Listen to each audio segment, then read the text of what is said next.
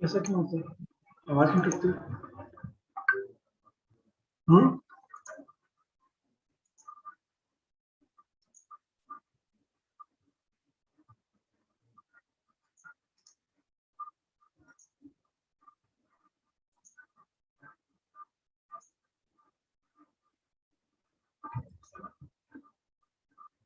बंद करते हैं?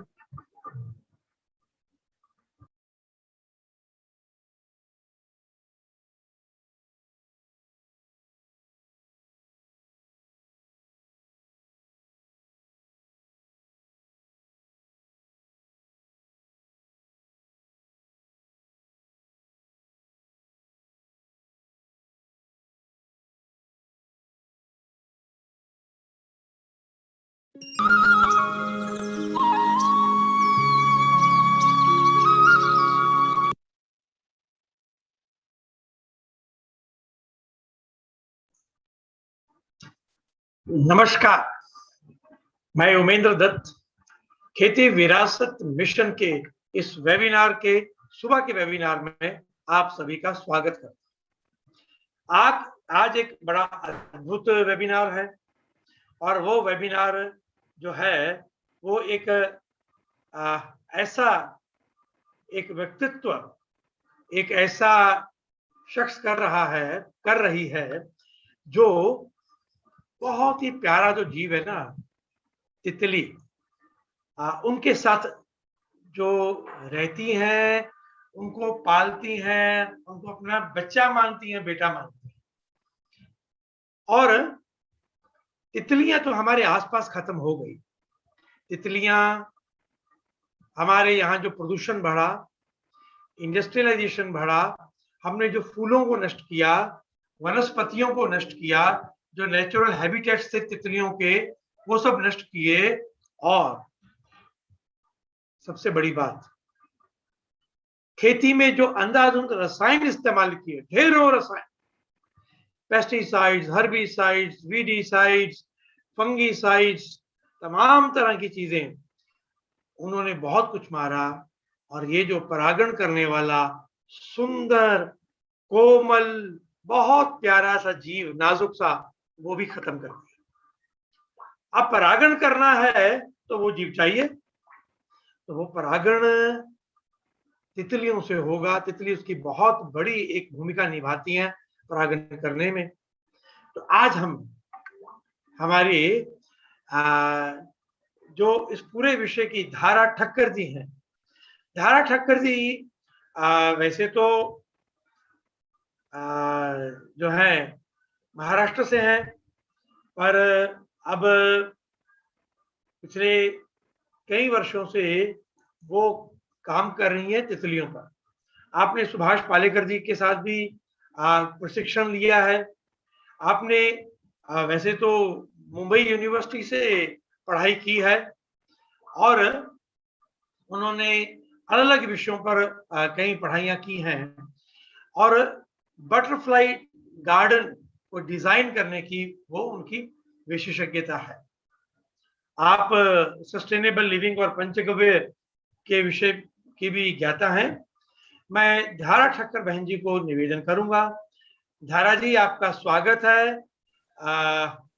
बहुत बहुत आपका स्वागत है। आप आए और जितनी अच्छी तितली है वैसी मधुर आपकी मुस्कान भी है।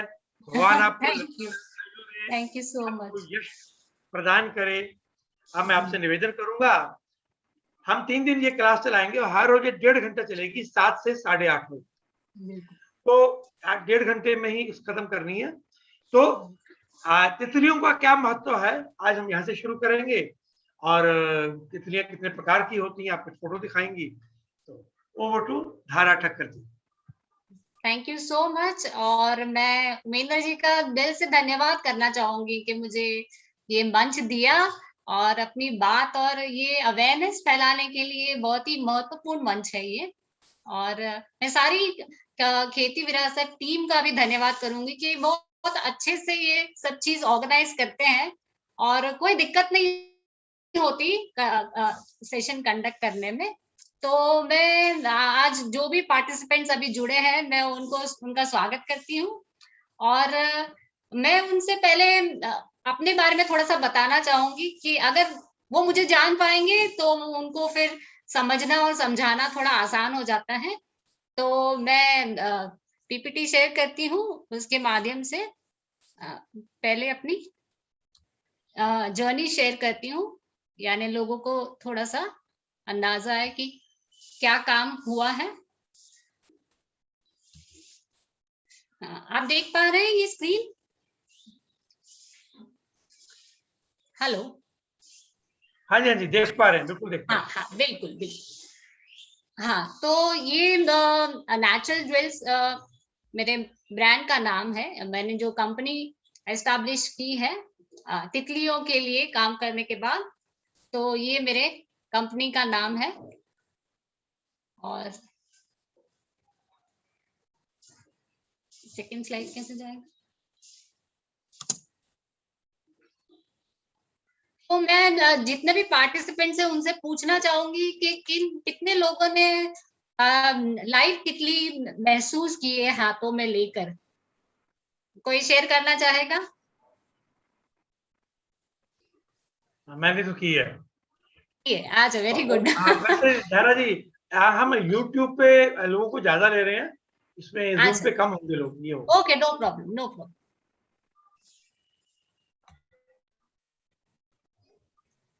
एक उत्तर आया है, नहीं।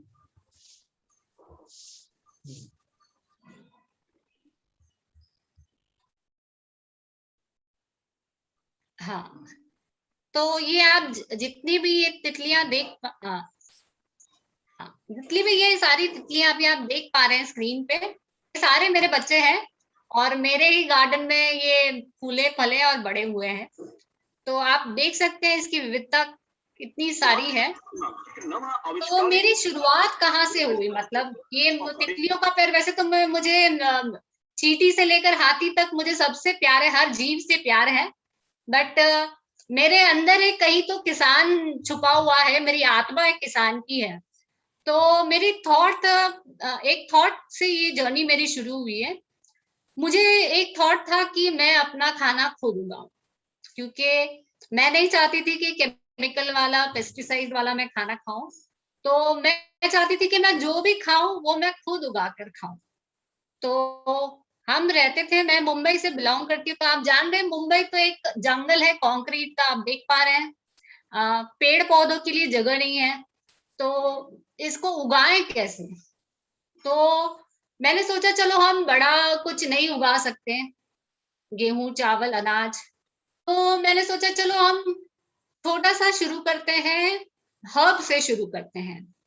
तो जैसे कड़ी पत्ता हो गया, नींबू हो गया, मिर्च हो गई, पुदीना हो गया। तो मैंने क्या किया कि चलो एटलीस्ट तड़के में कड़ी पत्ता जाएगा या चटनी बनेगी तो वो मेरे गार्डन से होनी चाहिए।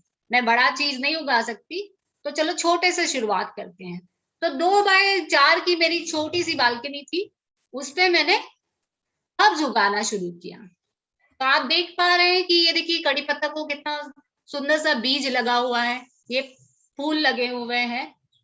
तो इस दौरान मैंने ये हर्बल गार्डन को शुरू कर दिया। तो मुझे एक अंदाजा आया कि देखिए, एक स्वस्थ पौधा उगाने के लिए आपको खाद की जरूरत है, वो नेचुरल खाद होनी चाहिए। तो इनका नाम है वाणी मूर्ति, शायद बहुत से लोग इनको जानते होंगे। इनको कंपोस्टिंग क्वीन का खिताब मिला हुआ है और बैंगलोर से बिलोंग करती है। इनकी शख्सियत ने मुझे बहुत प्रभावित किया। ये वो सारा कुछ कर रही थी जो मैं करना चाहती थी। जैसे वो छत पर सब्जियां उगा रही थी, कंपोस्टिंग कर रही थी, वेस्ट सेग्रीगेट कर रही थी, और प्लस ये तितलियां पाल रही थी। तो मुझे वो बहुत ही प्रेरणा मिली इनसे और मैं वो सारा कुछ करना चाहती हूँ। तो मैंने फिर कंपोस्टिंग सीखा, वेस्ट एग्रीगेशन करना सीखा कि अच्छे पौधों के लिए हम खाद चाहिए, तो घर पर ही कई तरह की कंपोस्टिंग सीखे, क्योंकि मुंबई में जगह कम होने के कारण मेरे घर में बाद में लोग होते हैं कि चलो इसमें बदबू नहीं आनी चाहिए, उसमें से अर्थवॉर्म्स नहीं निकलने चाहिए, उसमें से मक्खियां नहीं होनी चाहिए। तो ये सारे पॉइंट्स भी ध्यान रखने थे और छोटी सी जगह में कैसे किया जाए। तो मैंने कंपोस्टिंग 2 तरह के होते हैं, एरोबिक होता है और एनाएरोबिक होता है। एरोबिक यानी हवा के संपर्क में जो खाद बनती है वो, और दूसरी होती है एनाएरोबिक, जिसमें हवा का कांटेक्ट नहीं होता, जो वेस्ट होता है उसका, उसको बोकाशी मेथड बोलते हैं। तो वो मेथड से मैंने कंपोस्टिंग करना शुरू किया, जिसमें कोई स्मेल नहीं आती और आप इजीली उसको एक डिब्बे में खाद बना सकते हैं। तो आप देख सकते हैं खाद के बाद मेरे गार्डन की रौनक देखिए आप। छोटे से 2 बाई 2 के फीट में आप देखिए फूल, मधुमक्खियां, तितलियां, और इसके बाद सबसे इम्पोर्टेंट मेरे यहाँ चिड़िया भी आना शुरू हो गई। तो जैसे मैंने कहा मुझे हर जीव से प्यार है, वैसे उसमें से एक चिड़िया है जो मेरे बहुत दिल के करीब है। मुझे चिड़ियों से बहुत प्यार है। तो चिड़िया मेरे यहाँ करीब 20 से 25 चिड़िया आना शुरू हो गई। तो मैं उनको खाना देती थी और उनके लिए पानी रखा जाता था, उनके लिए बड़ बात रखा जाता था। तो इस दौरान मैंने एक नोटिस किया कि पहले जितनी चिड़िया दिखाई देती थी, अब वो चिड़िया नहीं दिखाई देती। आप ये देख सकते हैं, ये मिट्टी में इसको डस्ट बात बोलते हैं। चिड़िया पानी में तो नहाती है, प्लस मिट्टी में भी नहाती है, जिससे उनके पंख से परजीवी निकल जाते हैं। तो इस देखिए आप, ये सारी चिड़िया डस्ट बात ले रही हैं। तो मेरे यहाँ मुझे बहुत अच्छा लगता था कि चलो हम दाना और पानी तो दोनों को इनको दे ही रहे हैं, बट और क्या किया जा सकता है कि इनकी आबादी बढ़े, इनकी संख्या बढ़े। तो इस दौरान मैंने थोड़ा रिसर्च किया कि ऐसी क्या दिक्कत आई या ऐसा क्या बदलाव आया हमारे में कि इनकी संख्या घटी है। और स्पैरो एक ऐसा चिड़िया, एक ऐसा पक्षी है जो मानव जहाँ रहते हैं उसके आसपास रहता है। तो उसका जो खान पान है, उसका जो रहन सहन है, वो सारा हम मानव पे निर्भर करता है, खाने के लिए भी, घर के लिए भी। तो ये हमारे लाइफस्टाइल में कुछ बदलाव आया है, उसके कारण इसकी संख्या घटी है। तो सबसे पहला बदलाव आप देख सकते हैं कि पहले हमें दुकान में हम अनाज लेने जाते थे तो कुछ इस तरह हमें अनाज मिलता था। अगर आप खरीदने जाते होंगे तो ऐसे खुले में अनाज मिलता था। आप देख सकते हैं, देखिए चिड़िया खा रही है। और पहले के जो घर थे उसमें वो रूफ था, तो उसमें वो एक टाइल लगी हुई होती है टेराकोटा की, जिसमें उसमें छेद होता था, तो वो नेचुरल हैबिटेट हो गया चिड़िया को रहने के लिए। आपको अलग से एफर्ट डालने की जरूरत नहीं है। तो अब क्या हुआ है, आप देखते हैं आज का शॉपिंग करने का तरीका, आप देख पा रहे हैं हम आज अपना अनाज कैसे खरीदते हैं, शॉपिंग मॉल से खरीदते हैं, जहाँ सारा पैक फूड है। तो चिड़ियों के लिए खाना बचा नहीं। और आप देखते हैं कि अभी बड़ी बड़ी बिल्डिंग्स बनती हैं, टावर्स बनते हैं, सीमेंट के घर बनते हैं, तो उनका जो नेचुरल हैबिटेट था रहने के लिए वो भी खत्म हो गया। तो ये उनका खाना भी खत्म हो गया, रहना भी खत्म हो गया। और दूसरा जो मोबाइल टावर्स के रेडिएशन है वो भी बहुत हद तक उनको नुकसान पहुंचाते हैं।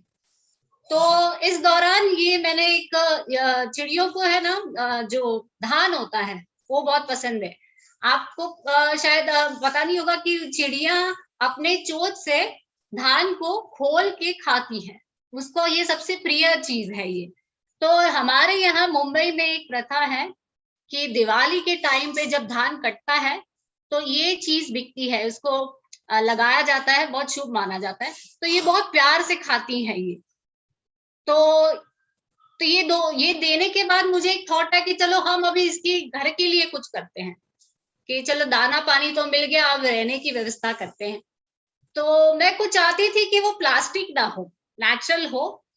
तो मैं बहुत खोजने के बाद मुझे ऑर्गेनाइजेशन मिली जो इस पे काम कर रही थी, जो ऑलरेडी कोकोनट, बाम्बू और मिट्टी से इसके फीडर्स और शेल्टर बना रहे थे।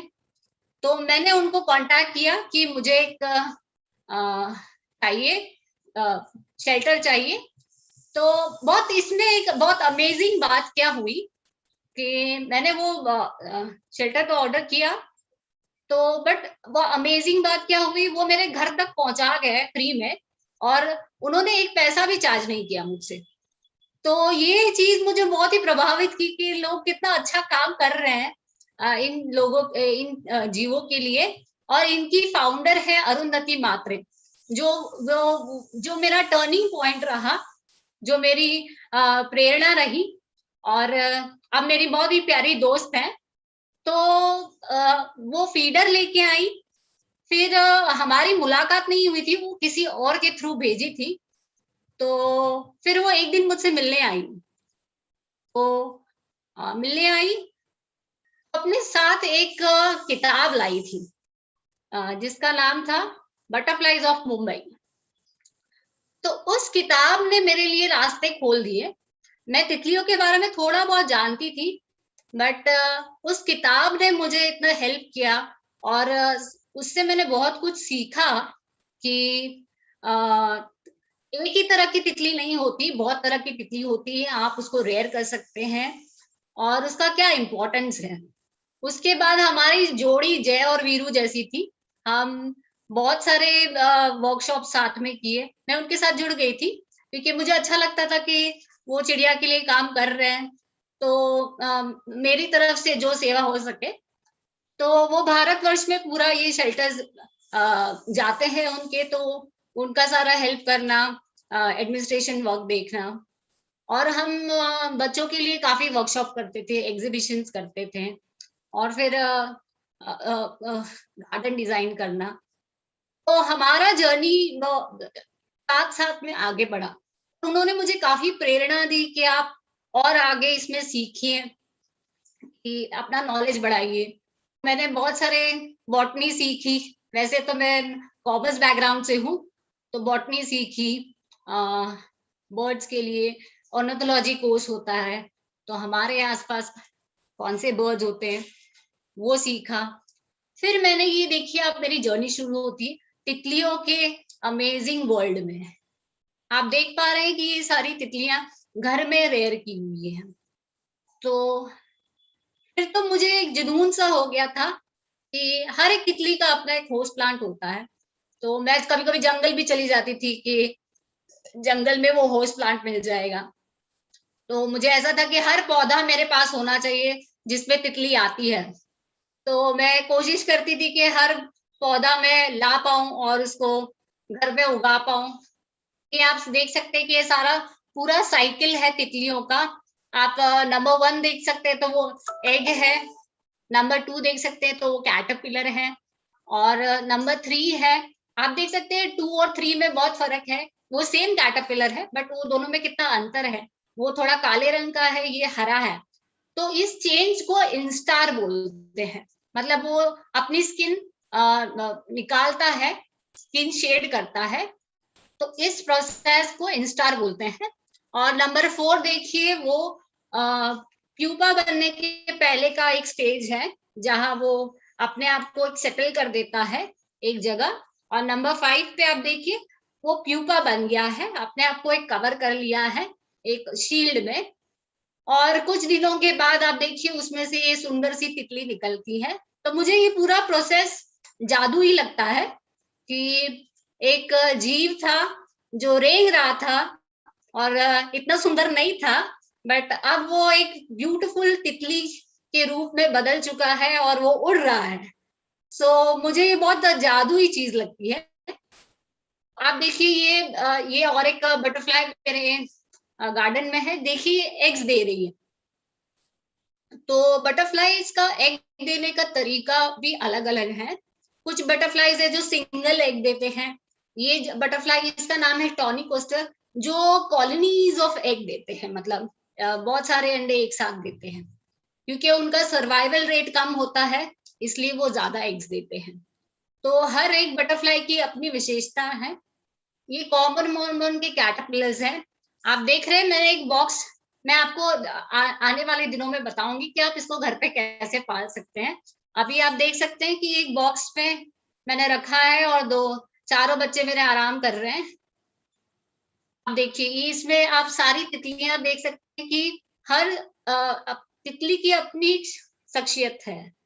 आप इसमें पहला पिक्चर देख रहे हैं जिसमें आपको लग रहा है कि एक पत्तों के बीच में कुछ तो है, और ये जो काले रंग का है वो उसकी पोटी है। तो ये पत्थर चट्टा का पत्ता है, आप ब्रायोफिलियम इंग्लिश में बोलते हैं।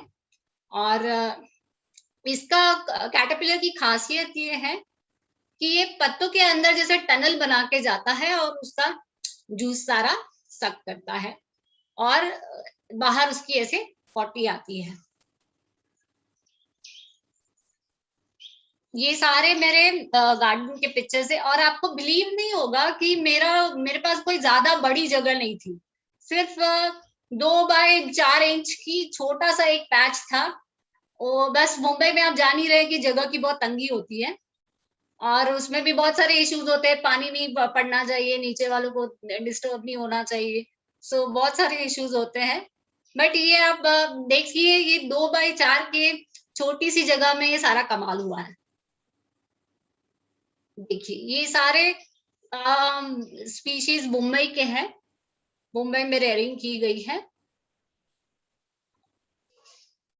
अब हम समझते हैं कि तितलियां क्यों उनका महत्व क्या है, क्यों उनको पालना चाहिए, और उनका क्या इम्पोर्टेंस है। तो हम इकोलॉजी इम्पैक्ट हम देखेंगे। तितलियां, अगर आपको कहीं भी तितलियां दिखाई देती है, मतलब समझिए कि वहां का हवा, पानी, मिट्टी सब बहुत अच्छी क्वालिटी का है। आपको नॉर्मली तितलियां दिखाई नहीं देती, क्योंकि पोल्यूशन इतना बढ़ गया है। तो butterfly serve as a barometer of how the environment is doing. अगर आपको कोई तितली दिखाई देती है, क्योंकि तितली का जीवन चक्र एक पेड़ से शुरू होता है। हर एक तितली का अपना एक पेड़ है, उसी पे वो अंडा देगी और उसके बच्चे वही पेड़ खाएंगे। तो अगर तितली आपको दिखाई देती, मतलब वो पेड़ यहाँ है, और वो पेड़ यहाँ है मतलब वो पेड़ जिंदा है, उसको अच्छी हवा मिली है, अच्छा पानी मिला है, अच्छी मिट्टी मिली है। तो एक छोटी सी तितली से आप बहुत सारा जान सकते हैं कि यहाँ की स्थिति क्या है। जैसे पुराने जमाने में शायद आपको पता होगा कि चिड़िया घोंसला बनाती है बारिश के पहले, तो लोग समझ जाते थे, अगर वो नीचा घोंसला बनाती है तो वो समझ जाते थे कि इस साल बारिश कम होगी। इतना उनका एक्यूरेट रीडिंग होता था। और चिड़िया अगर घोंसला एकदम ऊपर बनाएगी कहीं पर एकदम सेफ जगह पर, तो उनको पता चल जाएगा कि ये बार बहुत बारिश होगी, इसलिए हमें उस तरह से तैयारी करनी है। तो जानवर हम इंसानों से कहीं गुना ज्यादा सेंसिटिव है, ये उस चीजों को समझ पाते हैं, कनेक्ट कर पाते हैं। उसी तरह अगर आप तितलियां देखते हैं, तो मुझे लगता है आज के बाद आपका तितलियों को देखने का नजरिया बदल जाएगा।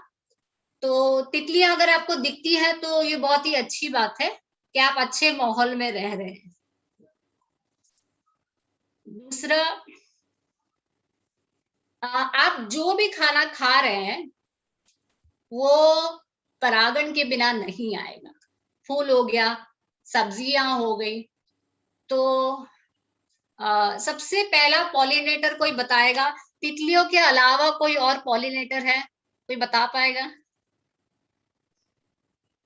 लोग म्यूट है। मधुमक्खी। हाँ, वेरी गुड। सो हम लोग 5 बीज बोलते हैं, 5 बी बोलते हैं। तो बी, बटरफ्लाई, बर्ड, बैट और बीटल। तो ये सारे हमारे आर्मी फोर्स है, पॉलिनेटर्स है।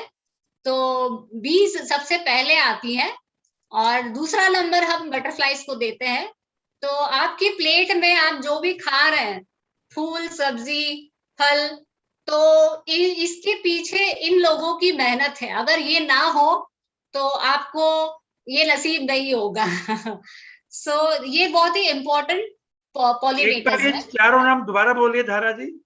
चारों 5 जो नाम है। है, 5 5 नाम है। हाँ, दोबारा बोलिए। तो bees, butterflies, birds, bat and beetle. ठीक है, ठीक। तो एक मिनट है। तो ये देखिए पॉलिनेशन किस तरह होता है, आप देख सकते हैं कि ये सारे मेरे गार्डन के ये पिक्चर्स हैं। इसमें जब तितली कोई भी फूल पे बैठती है तो उसमें जो पोलन होता है, वो रस चूसने बैठती है तो वो पोलन होता है उनके पैर में लग जाता है। तो बहुत से पेड़ों में मेल फीमेल फूल अलग होते हैं, फिर वो दूसरे फूल पे जाती है, इस तरह वो पॉलिनेशन होता है और इसका फायदा हमें होता है। तो ये देखिए बहुत ही सुंदर सी तितली है, इतने बड़ी हाथ की साइज की तितली होती है, इसको ग्रेट एग फ्लाई तितली बोलते हैं। ये कॉमन मॉर्मन तितली है, देखिए वो फूल पे परागण के लिए बैठी हुई है। आप इसमें क्लियरली ये पिक्चर में देख पा रहे होंगे कि ये फूल में से देखिए अपना ये जो एक लंबा सा आपको एक चीज दिख रही है, वो उसको प्रोबोसिस बोलते हैं। ये स्ट्रॉ जैसा एक अंग है उसका, जिससे वो रस चूसती है, उसको प्रोबोसिस बोलते हैं।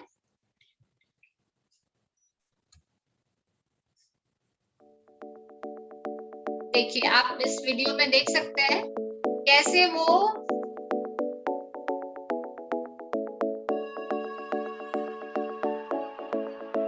उसको मूव करके प्रॉपर वो रस चूस रही है उसका। जैसे हम स्ट्रॉ से कैसे नारियल पानी पीते हैं, उसी तरह ये फूलों से अपना रस ले रही है।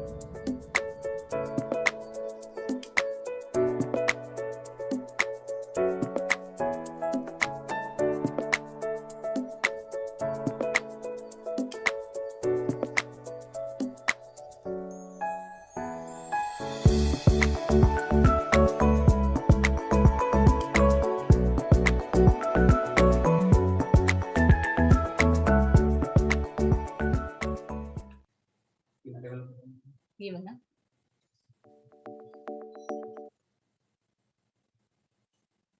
तो अभी आपने जो ये देखा, वो ये जो है प्रोबोसिस है, वो एक तरह की उनकी जबान है और वो बिल्कुल स्ट्रॉ जैसा काम करती है। तो जब भी वो परागण लेना है तो उसी का इस्तेमाल करती है। इसका थर्ड इम्पोर्टेंट बेनिफिट ये है, अगर आप तितलियों का पार्क बनाते हैं या तितली चाहते हैं कि आपके गार्डन में आए, तो अपने आप आपका जो पेस्टिसाइड्स है वो कम हो जाएगा। और तितलियां एक सोर्स है फूड चेन में, जो दूसरे जीवों का खाना है फूड पिरामिड में। तो तितलियां बहुत ही इम्पोर्टेंट रोल प्ले करती है उनका पेट भरने में। सो ये पूरा जीवन चक्र है, क्योंकि उनके बदौलत ये जिंदा रहते हैं। तो सबसे पहले बर्ड्स उनको खाना पसंद करते हैं। आपने देखा होगा शायद कि बी ईटर नाम का एक बर्ड है, वो तो तितलियां देखते ही आपको हवा में उड़ती हुई तितली पकड़ के उसको खा लेता है। तो बर्ड्स को बहुत पसंद है तितलियां खाना, तो वो उनकी एक खुराक का एक हिस्सा है तितलियां। दूसरा नंबर पे है मेंढक हो गए, वो भी एम्फीबियंस है, वो इनको खाना पसंद करते हैं।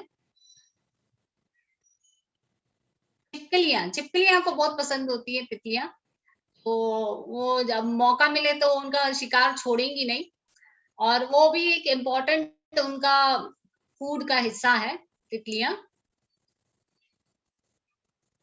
और ये आप देख सकते हैं पिक्चर में, ये किसी को पता है कि कौन सी प्रजाति का स्पाइडर है? कोई बता पाएगा? किसी को आइडिया है? मुझे नहीं लगता कोई बता पाएगा। लोग म्यूट है वैसे, ये कोई एक्सपर्ट हो भी सकता है। ओ अच्छा अच्छा अच्छा।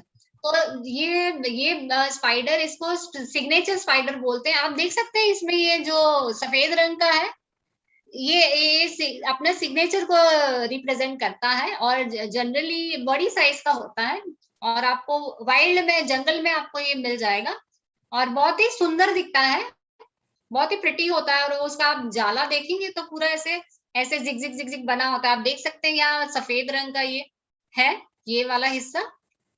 तो ये इस सिग्नेचर को रिप्रेजेंट करता है, इसलिए उसका नाम सिग्नेचर बटरफ्लाई है, सॉरी सिग्नेचर स्पाइडर है। तो ये स्पाइडर की का भी बहुत ही प्रिय भोजन है तितलियां। जाला बना के रखते हैं और वो फंस जाती है बेचारी, तो फिर उनको वो मजे से फिनिश करते हैं। और फिफ्थ पॉइंट ये है कि तितलियां हम बच्चों को बहुत ही एजुकेशनल वैल्यू देती है, कि कैसे उसका एक ट्रांसफॉर्मेशन होता है।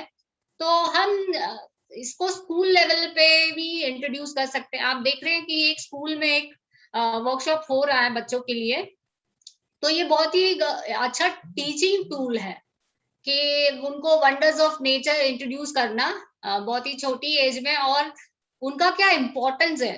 तो इसका बहुत ही एजुकेशनल वैल्यू बहुत सारा है। और आप उनको बच्चों को हम सिखा सकते हैं कि हर स्टेट की अलग तितली होती है, उनका तितली डिपेंड करती है पेड़ों पे, और पेड़ डिपेंड करते हैं हवा, पानी और मौसम पे। तो ये सब कुछ कनेक्टेड है। तो हम इसको कैसे बचाएं और उसको कैसे कंजर्व करें, तो ये बहुत ही इम्पोर्टेंट पॉइंट है जो हम चाहेंगे। इसलिए हम चाहते हैं, हम ज्यादा से ज्यादा बच्चों के लिए वर्कशॉप करते हैं, कि अगर छोटी एज में उनको ये अवेयरनेस आ जाती है तो उनका देखने का नजरिया बदल जाता है। बड़े बच्चे थोड़े बड़े हो जाते हैं तो तब तक बहुत सारा नुकसान हो चुका होता है, तो हमारा फोकस बच्चों पे होता है। ये एक छोटा सा वहां स्कूल में छोटी सी जगह में छोटा सा बटरफ्लाई गार्डन रेडी किया जा रहा था, और हम इसमें बच्चों को इन्वॉल्व करते हैं कि वो पार्टिसिपेट करें।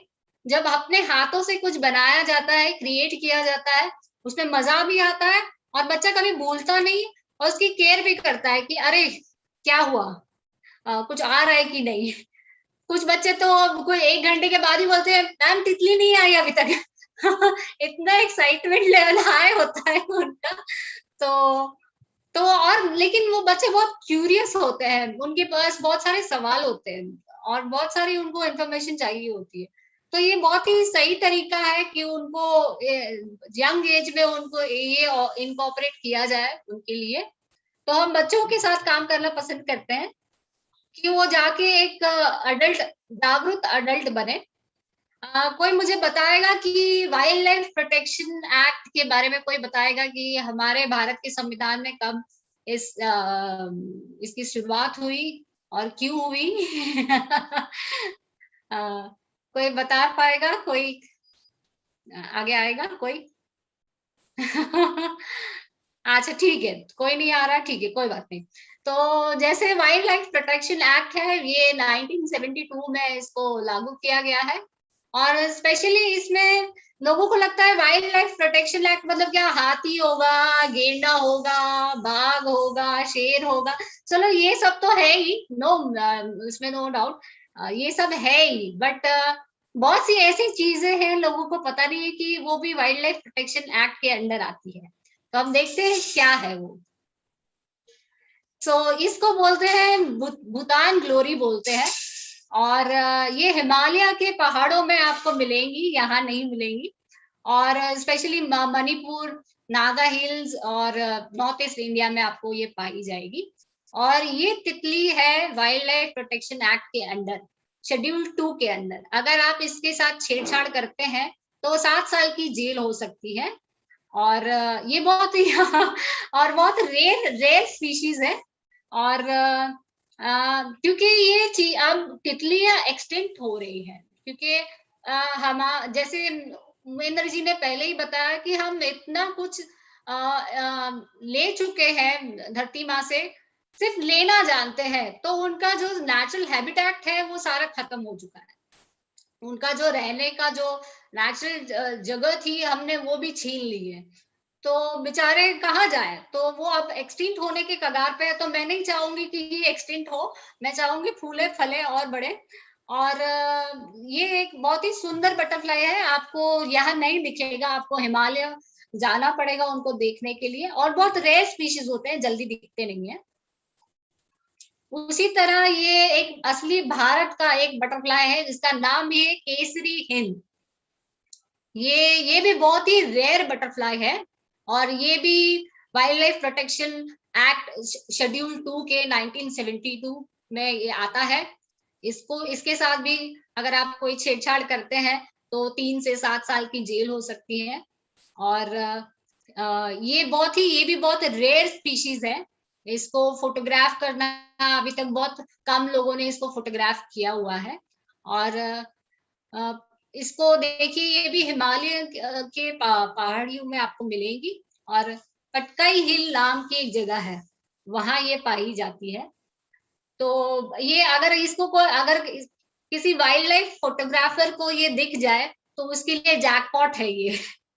उसका फोटो अगर मिल जाए तो आप सोच रहे हैं कि उसकी कितनी लाखों डॉलर में कमाई हो जाएगी अगर ये उसको सिर्फ फोटोग्राफ मिल जाए तो ये बहुत ही अनमोल नगीने हैं कुदरत के।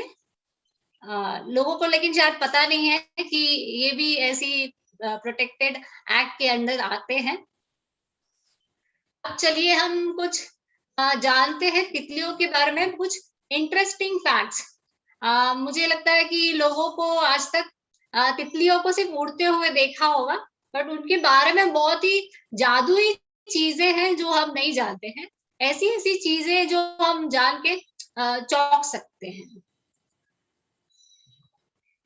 तो मैं आपको थोड़ा सा इसके तितलियों के बारे में, आप अगर ये हम सीख लेंगे तो कल आपको दिक्कत नहीं होगा कि, हाँ एक मिनट,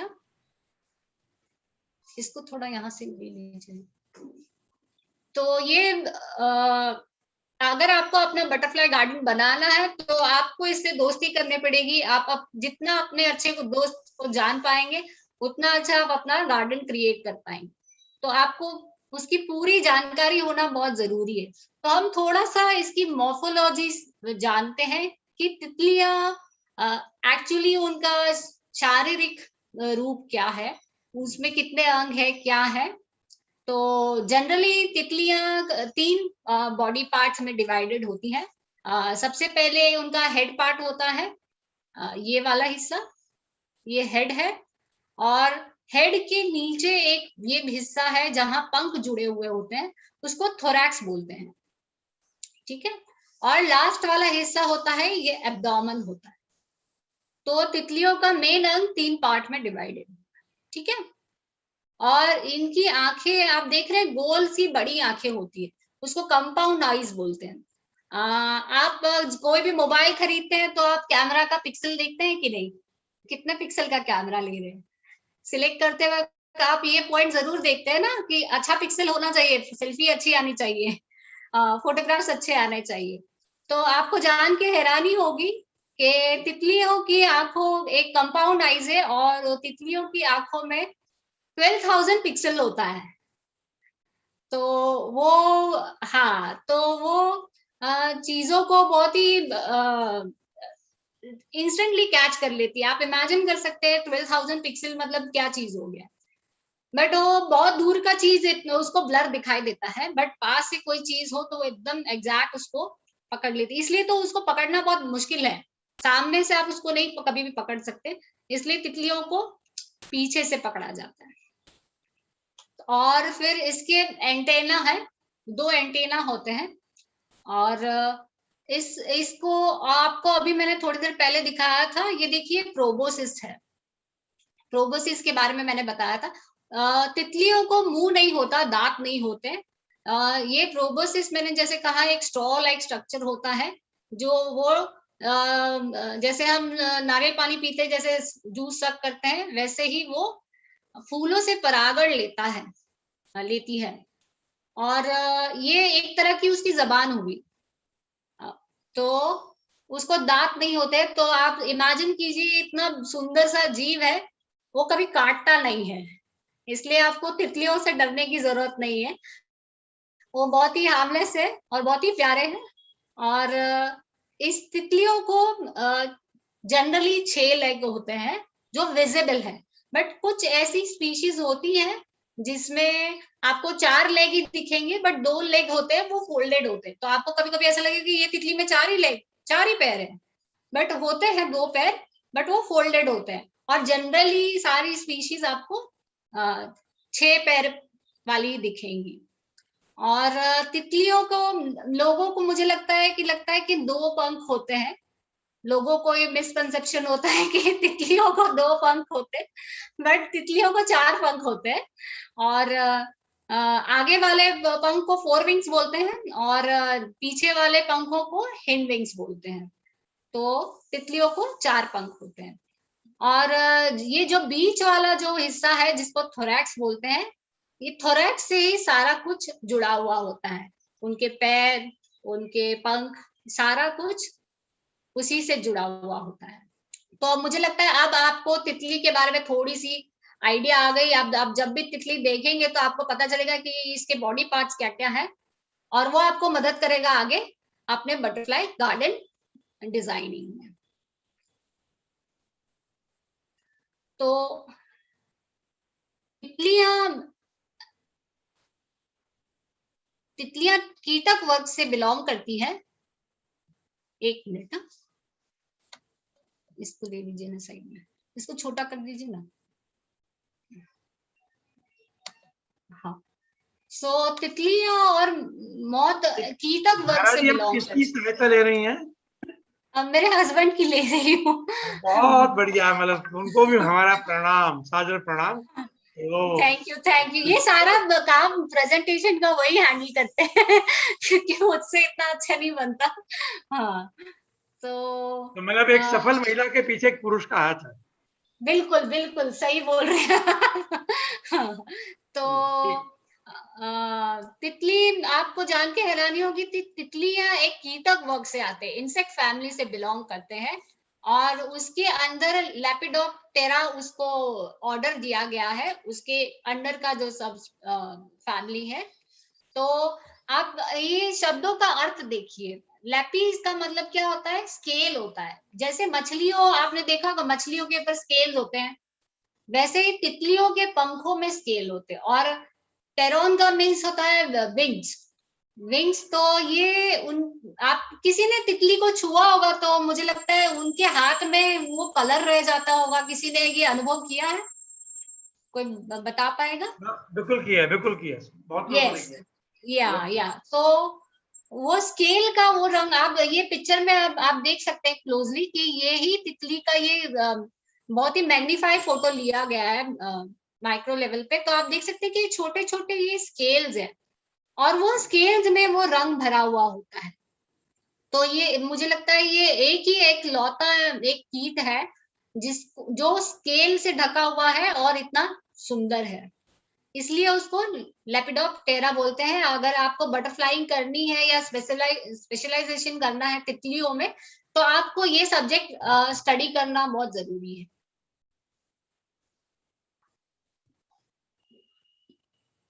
होगा ना सेकंड?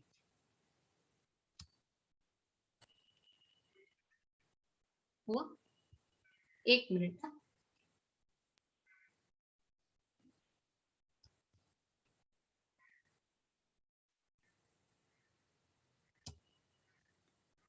क्या हुआ? आपको दिखाई दे रहा है स्क्रीन? हाँ हाँ, बिल्कुल दिखाई दे रही है। हाँ हाँ, यस। तो आपको ये जान के हैरानी होगी कि पूरे विश्व भर में करीब 24,000 से ज्यादा तितलियों की प्रजातियां हैं।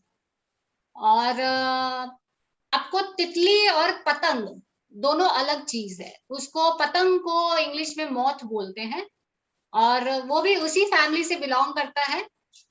तो उसकी प्रजातियां तितलियों से भी ज्यादा है। आप पिक्चर में देख पा रहे हैं, तो ये देखिए लेफ्ट साइड में ये सारी तितलियां हैं। ये तितलियां ऐसे दिखती हैं, प्रजातियां। और इस तरफ आप देखिए मौत है ये। तो मौत कुछ इस तरह के दिखाई देते हैं, थोड़े से डल से होते हैं। और उनका थोड़ा स्ट्रक्चर आप देख के पहचान पाएंगे।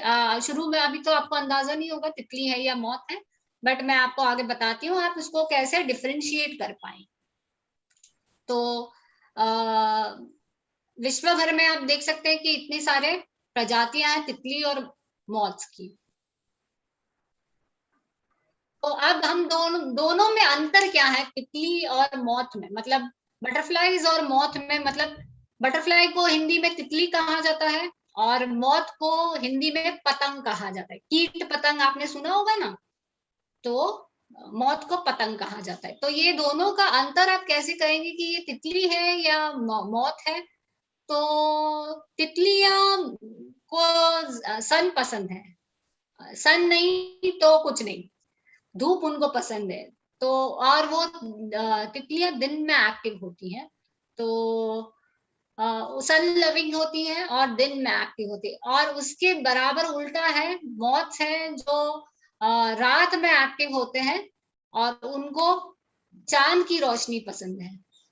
तो वो रातों के राजा हैं और ये दिन में एक्टिव रहती है।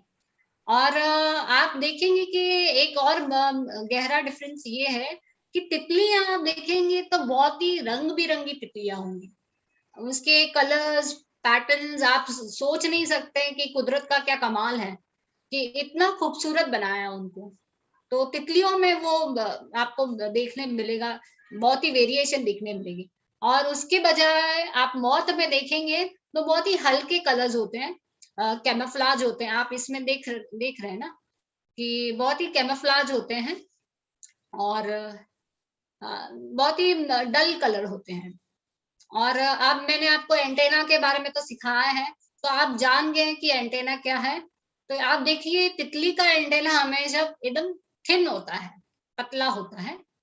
और उसके बजाय आप मौत का एंटेना देखेंगे तो देखिए ये छोटा सा ऐसा पंख जैसा दिखता है, जैसे कोई पक्षी का पंख होता है ना, उसमें फेदर्स होते हैं, वैसे उसका एंटेना फेदरी होता है। आप एंटेना देख के पहचान जाएंगे कि नहीं ये मौत है। सो और इनका एक बहुत ही अच्छा आइडेंटिफिकेशन करने का तरीका ये है कि तितलियां आपको हमेशा ऐसे बंद किए हुए बैठी मिलेंगी। जनरली ज्यादातर ही उनका बिहेवियर पैटर्न है कि उनके पंख ऐसे बंद होंगे। बट उसके विरुद्ध ये है कि मौत होता है वो खुला पंख रख के रेस्ट करना पसंद करते हैं, ओपन होता है उनका पंख। तो वो भी आपको थोड़ा सा एक रूपरेखा मिलके तितली और पतंग दोनों अलग चीजें और आप उसमें आप डिफरेंशिएट भी कर सकते हैं।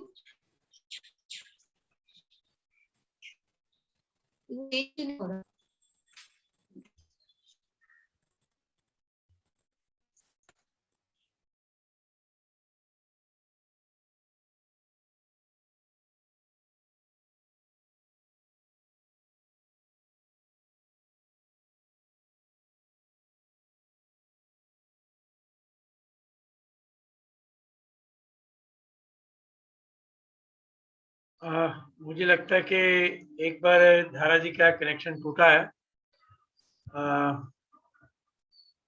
ये अच्छी बहुत महत्वपूर्ण है और मुझे लगता है कि हम इसको लगातार चलाते रहेंगे। धारा जी से दोबारा संपर्क होता है जरा। तब तक के लिए ये एक व्यवधान जैसा ही है। हमारे में से जो लोग जूम में मेरे साथ हैं इनमें से किसी का अनुभव हो तितलियों का, तो जब तक धारा जी आती हैं तब तक कोई अगर बताना चाहे अपना ऐसा तो हाथ खड़ा कर सकता है।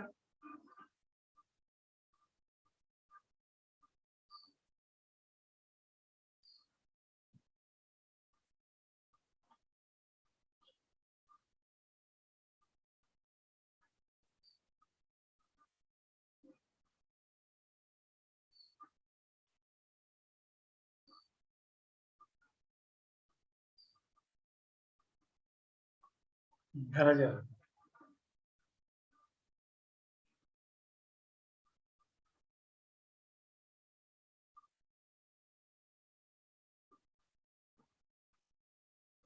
जारा जी, अनम्यूट कीजिए, अनम्यूट। हेलो, हाँ। तो 86 डिग्री फ़ारेनहाइट अगर नहीं होगा उनका बॉडी टेम्परेचर, तो ये वो आप सुस्त। स्क्रीन शेयर दोबारा कीजिए, वो अच्छा, अच्छा, 1 मिनट, स्क्रीन शेयर दोबारा।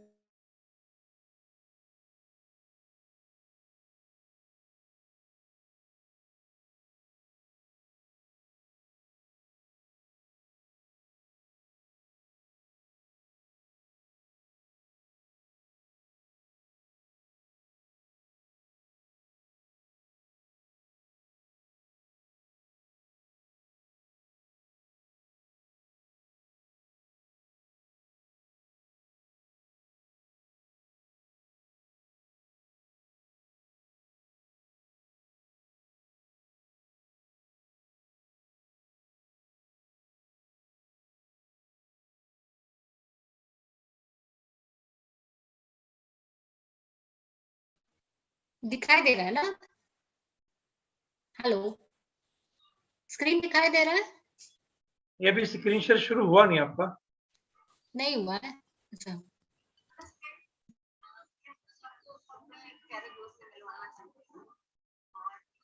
जो मेरे दिल के बहुत करीब है और इसका बहुत ही इम्पोर्टेंस है पर्यावरण के नजरिए से। तो ये एक तकनीक है जो मैंने पाली है और इसका पर्यावरण में क्या असर होता है, इसे क्यों पालना चाहिए, उसके लिए मैं बताती हूँ। सबसे पहले butterflies are indicator of environment. अगर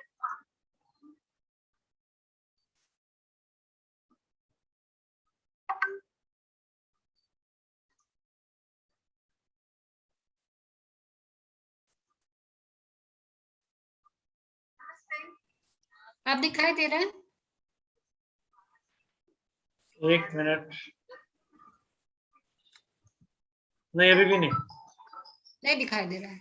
ओ, स्क्रीन शेयर नहीं ले रहा वो।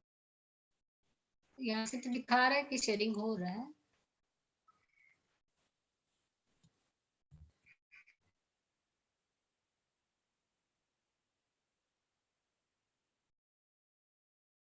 स्क्रीन शेयर नहीं ले रहा आपका, क्या दिक्कत है?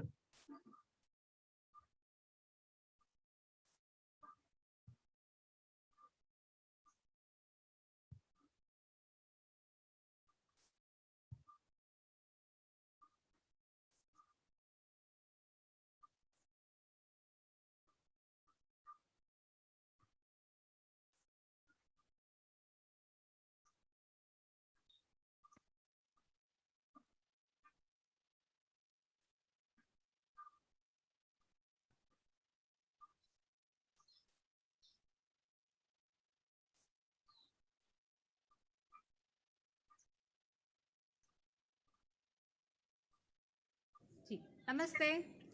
मैं आज आपको अपने एक प्यारे दोस्त से मिलवाना चाहती हूँ और जो मेरे दिल के बहुत करीब है और इसका बहुत ही इम्पोर्टेंस है पर्यावरण के नज़रिए से। तो ये एक तितली है जो मैंने पाली है और इसका पर्यावरण में क्या असर होता है, इसे क्यों पालना चाहिए, उसके लिए कुछ पॉइंट्स मैं बताती हूँ। सबसे पहले butterflies are indicator of environment. अगर हेल्दी एनवायरनमेंट है तो आपको तितलियां वहीं नज़र आएंगी। और पॉइंट नंबर 2, आप जो भी खाना खा रहे हैं, फूल हो गया, सब्जियां हो गई, फल हो गए, इनके परागण के बिना कुछ नहीं होगा। तो आपको रोज़ जब भी खाना खाते हैं इनको शुक्रिया करना चाहिए। और आज मेरे घर में एक प्यारा सा बेटा हुआ है, हैंडसम सा। ये कॉमन मॉर्मन की तितली है और अब हम इसको रिलीज़ करेंगे। और मैं चाहूँगी, ये मेरे शांति दूत है, ये जहाँ जाए वहाँ शांति फैलाए और सुख समृद्धि और पीस फैलाए, दुनिया में प्यार फैलाए। तो अब मेरा बच्चा पहली उड़ान ले रहा है, ये रात ही में निकल गया था। ये देखिए मेरा बच्चा कितना सुंदर है। ये कॉमन मोरवान की काली तितली है और ये हैंडसम बॉय है और ये उसने पहली उड़ान ली है। जैसे बच्चा पहली बार चलता है तो माँ को खुशी होती है, उसी तरह मुझे खुशी होती है जब मेरा बच्चा पहली बार उड़ता है। तो अगर आप भी तितलियों के बारे में जानना चाहते हैं या कोई पार्क बनाना चाहते हैं तो ज़रूर मुझे कांटेक्ट कर सकते हैं। मेरा नाम है धारा ठक्कर और मेरा कांटेक्ट नंबर है 9869676177। Thank you.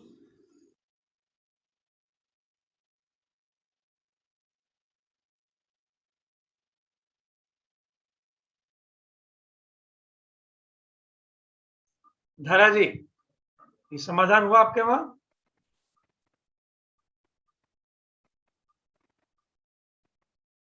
धारा जी अनम्यूट कीजिए, अनम्यूट। हाँ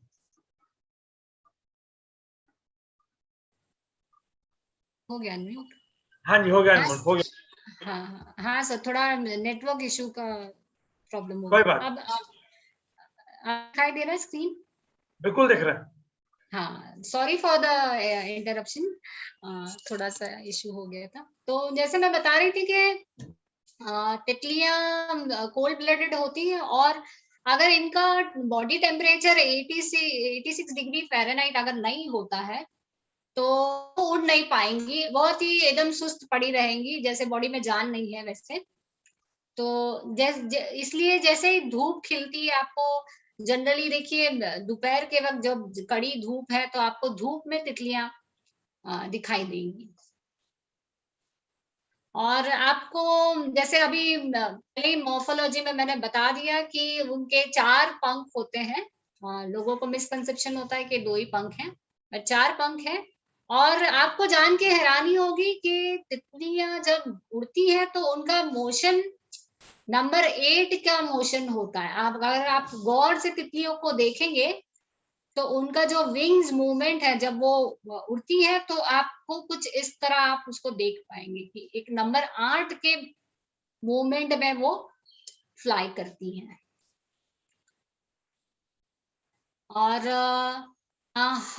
हम आपको जान के हैरानी होगी कि हम स्वाद लेते हैं, जबान से स्वाद लेते हैं, बट तितलियां जादुई हैं। तो तितलियां का टेस्ट रिसेप्टर होता है उनके पैरों में। तो कुछ भी वो चखती हैं तो अपने पैरों से चखती हैं। तो इसका उनको इम्पोर्टेंस ये पैरों से चखना क्यों है, इसके पीछे क्या कारण है, ऐसा क्यों उनको बनाया गया? तो तितलियां मैं बोलूंगी कि एक बॉटनिस्ट है।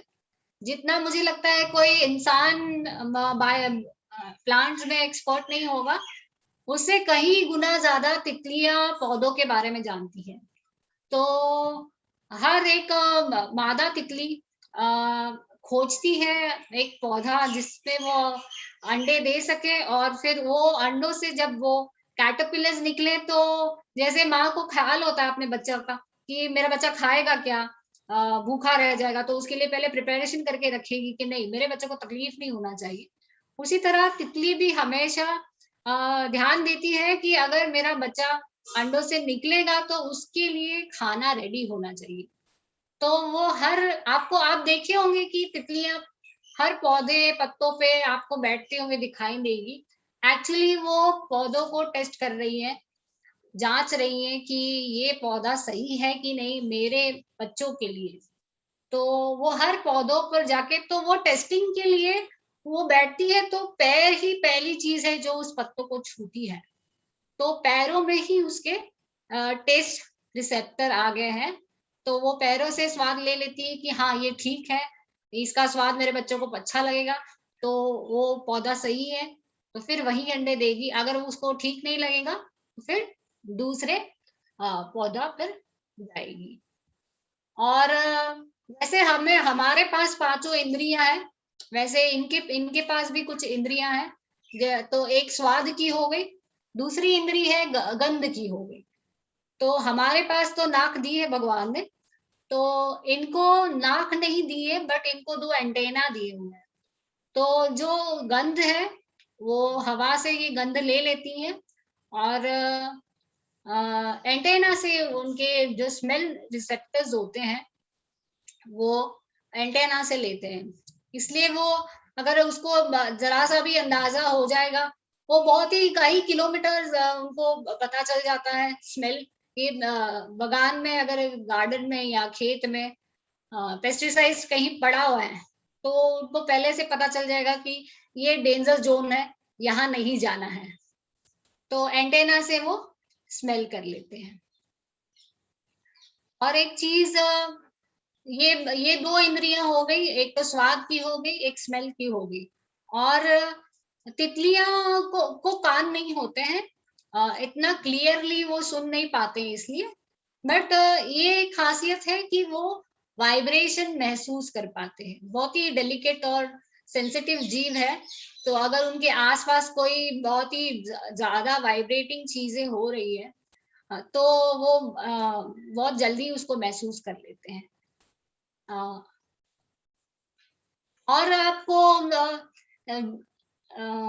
जैसे धरती माँ हम बोलते हैं, वैसे मदर अर्थ बोलते हैं। और जो नेचर है, निसर्ग है, वो मुझे एक शक्ति लगती है, फेमिनिज्म उसमें दिखाई देता है। आप जंगलों में देखेंगी तो जनरली मादाएं लीड करती हैं। तो आप हाथियों का झुंड देखेंगे तो उसमें कुल मादाएं होती है, तो वो सारा उसका कुल चलाती है। जैसे ही मेल हाथी थोड़ा बड़ा हो जाएगा उसको कुल से बाहर कर देगी। तो सारा जो रूलिंग है वो एक फीमेल एलिफेंट करती है। उसी तरह आप शेर में देखेंगे तो जंगल का राजा तो शेर बोला जाता है, बट सारा मेहनत का काम शेरनियां करती हैं। शिकार करना, शिकार करके लाना, वो सिर्फ प्रोटेक्शन देता है, बाकी सारा मेहनत का काम, पूरा उनका जो कुनबा चलाने का काम शेरनियां करती है। तो मुझे लगता है कि एक शक्ति है फेमिनिज्म, तो वो चलाती है। तो आप बटरफ्लाईज में भी देखेंगे तो ये कॉमन मॉर्मन की तितली है, महाराष्ट्र में कॉमनली आपको दिख जाएगी। तो तितलियों में भी यही चीज देखी गई है कि आमतौर पर आप अगर देखेंगे मेल और फीमेल में, तो फीमेल की साइज बड़ी होती है और वो जीती भी ज्यादा है, क्योंकि उसको बहुत ही कीमती जीन्स दूसरी जनरेशन, दूसरी पीढ़ी तक स्वस्थ जीन्स पहुंचाने हैं, तो वो जीती भी ज्यादा है और इसलिए वो बहुत साइज में भी अच्छी खासी बड़ी होती है बजाय मेल के।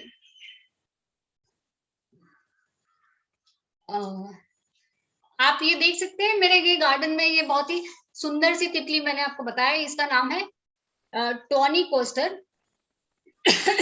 और ये जब पहली बार अंडे दे रही थी तो मेरे एक्साइटमेंट का कोई ठिकाना नहीं था। और ये बहुत मुझे लगता है करीब 7-8 साल पहले की बात है, तब तो मोबाइल भी नहीं होते थे, तो मेरे पास एक छोटा सा वो डिजी कैमरा रहता था तो वो स्पेशली मेरे वो पॉकेट में रहता था कि मैं कहीं भी जाऊं तो मुझे मेरा कुछ भी मिस नहीं होना चाहिए। तो वो उसी से ये फोटो लिया गया है। और मैं खुद ये देख के बहुत ही अचंभित हुई थी कि वो ये अंडे देते वक्त उसने, मुझे लगता है करीब 20 से 25 मिनट लिया था और उसने 2-3 बार विजिट किया था। ये जो पौधा था वो एक सुबह आकर वो पहले चेक करके गई थी कि ये पौधा ठीक है कि नहीं मेरे अंडे देने के लिए। तो 1-2 बार आई, उसको फिर ठीक लगा, फिर वो दोपहर के 12 बजे के आसपास उसको अंडे देना उसने शुरू किया। तो जब भी वो आती थी तो मैं अलर्ट हो जाती थी कि हाँ चलो कुछ तो एक्शन होने वाला है। और आप देख सकते हैं कि ये पत्तों के पीछे अंडे दूंगी है, पत्ता का ऐसे ये सरफेस है स्मूथ वाला, बट तितलियां जनरली, वैसे तो इस पर भी देती है, ऐसा नहीं है, बट जनरली तितलियां पीछे प्रेफर करती, यानी एक प्रोटेक्शन मिल जाता है उनके अंडों को। और जैसे मैंने कहा कि हर तितली का अपना एक रूपरेखा है, उसका खान पान अलग है, तो उनका रंग, रूप, साइज सब अलग है। उसी तरह उनका अंडे देने का पैटर्न भी अलग है। तो ये तितली है, देखिए आप देख रहे हैं कि ये करीब 30 से 40 अंडे एक साथ दे देती है एक ही बार में। और कुछ तितलियां ऐसी होती है कि वो एक ही अंडा देंगी, एक अंडा देंगी, फिर थोड़ा सा आगे बढ़ेंगी पेड़ में, फिर कहीं और एक अंडा देंगी, तो वो सिंगल सिंगल एग देती है। और ये तितली खास, इसकी खास बात है कि ये कॉलोनी ऑफ एग्स ले करती है। और अब खाने पीने की बात करते हैं। आजकल बहुत सारे डाइट निकल गए, जैसे कीटो डाइट हो गया, रॉ फूड हो गया, सबका अपना अलग अलग डाइट हो गया है। तो वैसे तितलियों का डाइट आपको जान के हैरानी होगी कि तितलियां खाना मतलब सॉलिड फूड नहीं खाती है, वो लिक्विड डाइट पे रहती है। जब तक वो कैटरपिलर है वो सारे पत्ते खाएगा, उसको दांत भी होते हैं, तब तक वो सारा पत्ते चबाएगा, मंचिंग करेगा। बट जैसे ही वो एक तितली में रूपांतर उसका हो जाता है, फिर वो कुछ सॉलिड नहीं खाता, सिर्फ वो जूस डाइट पे रहता है। तो उसको उसका डाइट में स्पेशली फूलों का पराग होता है, उसमें वो रस लेती हैं। और बहुत से ऐसे बटरफ्लाईज हैं जो खून पे सड़ा हुआ मांस है उस पर भी रहती हैं, वो उसमें से सक करती हैं जूस। कोई जानवर मर गया है तो वो खून भी पसंद करती हैं। कुछ स्पीशीज ऐसी हैं। और कुछ स्पीशीज है जो आपका पसीना, किसी को बहुत पसीना है तो पसीना हाथ पर आके बैठ जाएंगी, तो वो पसीने से माइक्रो न्यूट्रिएंट्स लेती हैं। तो जैसे जैसे लोग हैं विविध, वेजिटेरियन नॉन वेजिटेरियन, वैसे तितलियों में भी है जो कुछ नेचुरल फूल पसंद करती है, उनका पराग। और कुछ तितलियां हैं ऐसी जो ये सब चीजें भी पसंद करती हैं।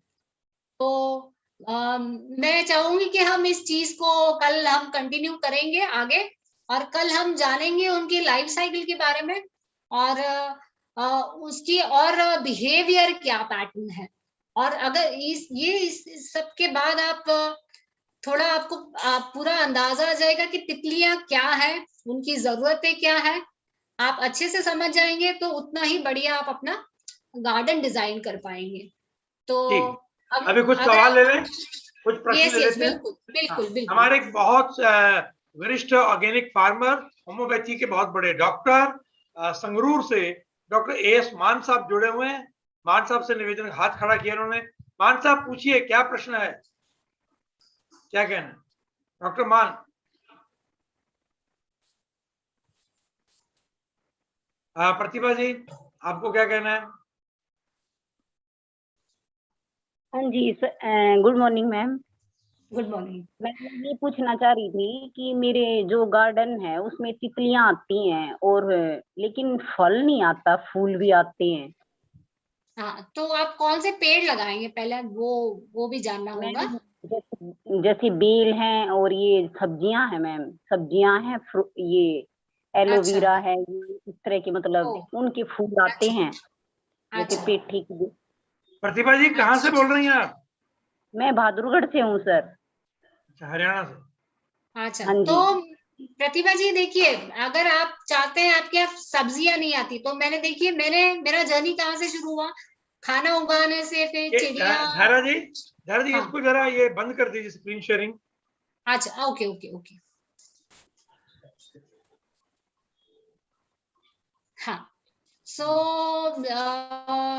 इसमें प्रतिभा जी आपको थोड़ा सा पेशेंस देना पड़ेगा और प्यार, बहुत भरपूर प्यार डालना पड़ेगा, हर एक चीज का ध्यान रखना पड़ेगा। अच्छी सब्जियां उगाने के लिए आपको सबसे पहले तो अच्छी मिट्टी, मैंने बोला ना, कंपोस्टिंग और नेचुरल खाद, और मिट्टी उसकी बहुत ही अच्छी क्वालिटी की होनी चाहिए, प्लस उसको धूप बहुत अच्छी होनी चाहिए, धूप मिलनी चाहिए। आपके पेड़ में फल तभी लगेगा जब उसको अच्छी धूप मिल रही है। बिना धूप के आपको फल की एक्सपेक्टेशन आप कम ही रखिए। अच्छी धूप होनी चाहिए, अच्छी खाद होनी चाहिए, और उसका मेंटेनेंस होना चाहिए, कटिंग होनी चाहिए, प्रूनिंग होनी चाहिए। तो जरूर आपको बेनिफिट मिलेगा। अगर आप उसको बहुत मन से ध्यान से करेंगी तो जरूर, मेहनत का फल मीठा बोलते हैं ना, तो जरूर आपके यहाँ भी सब्जियां लगेंगी। मैम एक एक फल आया। एक चलो, अच्छा है, शुरुआत हुई, पॉजिटिविटी दिखी कि चलो। प्रतिभा जी ये किचन गार्डन की अगली वर्कशॉप में भी करेंगे बात, कोई दिक्कत नहीं है।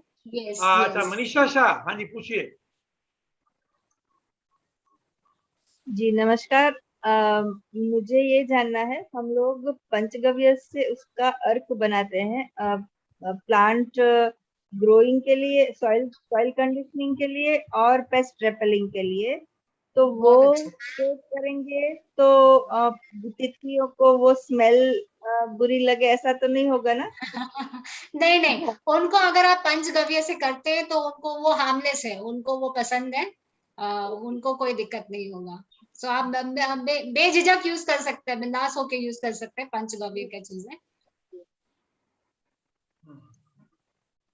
जी जी जी। डॉक्टर मान साहब, चलिए किसी और ने कुछ प्रश्न करना? हाँ जी मान साहब। नमस्कार सर। नमस्कार मैडम। मैडम ठक्कर ने बहुत ज्यादा अच्छी जानकारी, लाभकारी जानकारी दी है। इतनी वैरायटीज तितली की बताई है जो आंखों को तो अच्छी लगती है, पोलिनेशन के जरिए बहुत प्रोडक्शन बढ़ाती है, और कैसे बताया है कि कितने कितने अंडे देती है, कोई 1 देती है, कोई 30-40 देती है, और हमें फ्री में सर्वेंट, फ्री में लेबरर मिलते हैं। फिर भी हम मैम ऑर्गेनिक बेच चला रहे हैं, वहाँ हम honey beekeeping better compulsory करते हैं, 1 एकड़ के लिए 5। वहाँ तो हमें कितना खर्चा करना पड़ता है, तितलियां तो बेचारी कोई खर्चा भी नहीं करना पड़ता। बहुत अच्छा, बहुत आपके हम दिल से धन्यवादी हैं। और आपने कैसे बताया कि इनमें भी नॉन वेजिटेरियन और वेजिटेरियन है, कितनी वैरायटी है, कैसे हम स्किन के बिना क्वालिटी इंप्रूव कर ही नहीं सकती जी, क्रॉप्स की, वेजिटेबल्स की, फ्रूट्स की, और उनकी प्रोडक्शन नहीं बढ़ सकती। प्रोडक्शन ना बढ़ने का कारण कि किसान ने तितलियां निकाल दी जमीन में से किचन गार्डन। डॉक्टर साहब म्यूट हो गए, डॉक्टर साहब म्यूट हो गए। चलिए कोई नहीं।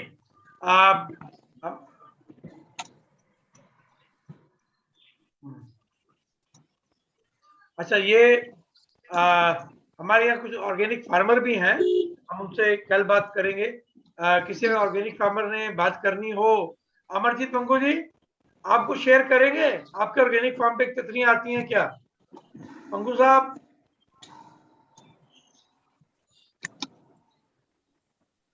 सभी को नमस्कार जी। बोलिए। बड़ी जानकारी है, तो बहुत मन खुश हुआ, क्योंकि हम पहले जैसे देखते थे जब हम छोटे से होते थे तो बहुत तितलियां होती थी खेतों में, अभी पेस्टिसाइड था, तो मेरे को लगता है कि ये एक बहुत बड़ा कारण है।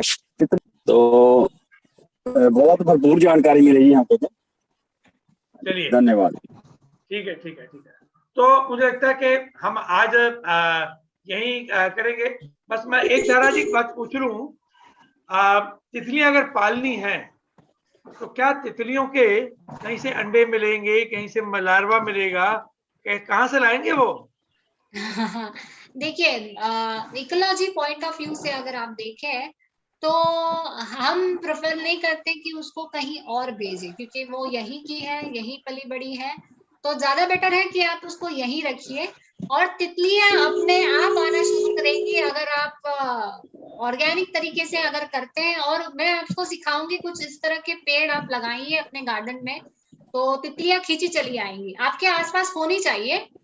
तो जैसे आपने कहा कि होस्ट प्लांट, तो कुछ तितलियों को वो एक ही पौधा, एक ही पेड़ पसंद है।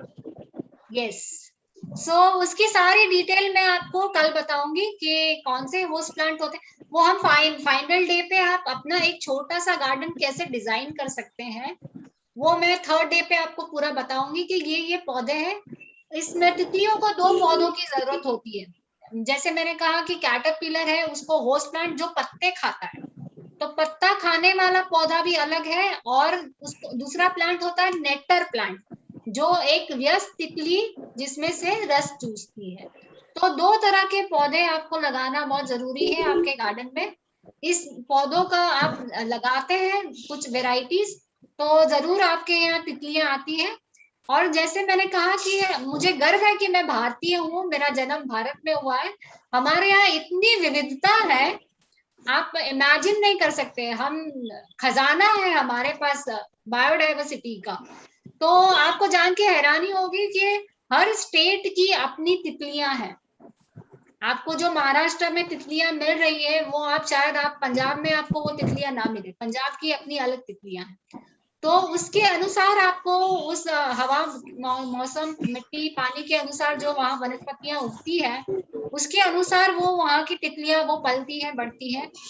तो इस हिसाब से आपको, अगर आप पंजाब में एक तितली का गार्डन लगाना चाहते हैं, तो उसकी पहले स्टडी करनी होगी कि यहाँ ये स्पीशीज पाई जाती है, फिर हमको उस हिसाब से ये नेक्टर प्लांट और होस्ट प्लांट लगाने होंगे, फिर आप एक सेटअप कर सकते हैं। तो कल उनकी सूची भी देंगे आप? बिल्कुल बिल्कुल, सारा कुछ मैं शेयर करूंगी। कल मैं आपको और थोड़ा सा और करीब ले जाऊंगी। आज तो उन्होंने थोड़ी सी जादुई चीजें जानी है, कल जादू दिखेगा भी, कैसे निकलती है, वो कैसे खाती है, वीडियो के माध्यम से दिखाया जाएगा। और प्लस उनको आप कैसे घर में रेयर कर सकते हैं, आपके घर में आप कैसे पाल सकते हैं। आप बच्चों को इसमें जरूर इन्वॉल्व कीजिएगा। मैं निवेदन करूंगा, आज शुक्रवार है तो वर्किंग डेज की है, जो लोग आए, पर जितने गरिमा जी सुन रही हैं, प्रतिभा जी हैं, जो लोग कह रही हैं, और लोगों को कहिए, और आपके जो बच्चे हैं, बेटा बेटी अगर आपके हैं, कल उनको अपने पास जरूर बिठाइए। हाँ, चलिए। सभी का बहुत बहुत धन्यवाद। कल हम 7 बजे सुबह दोबारा मिलेंगे इसी लिंक पे, जूम के इसी फेसबुक और इसी यूट्यूब के लिंक पे। कल बच्चों को बिठाइए, अपने प्रश्न लाइए, और हम ढेर सारे organic kitchen garden, organic farms में हम बनाएंगे अपने बटरफ्लाई पार्क। तो धारा ठक्कर जी को धन्यवाद, उनके पतिदेव, क्या नाम है आपके पतिदेव जी का? रवि कुमार। हाँ, तो रवि कुमार जी को भी हमारा आभार, हृदय से आभार, धन्यवाद। कल मिलेंगे, नमस्कार। Thank you.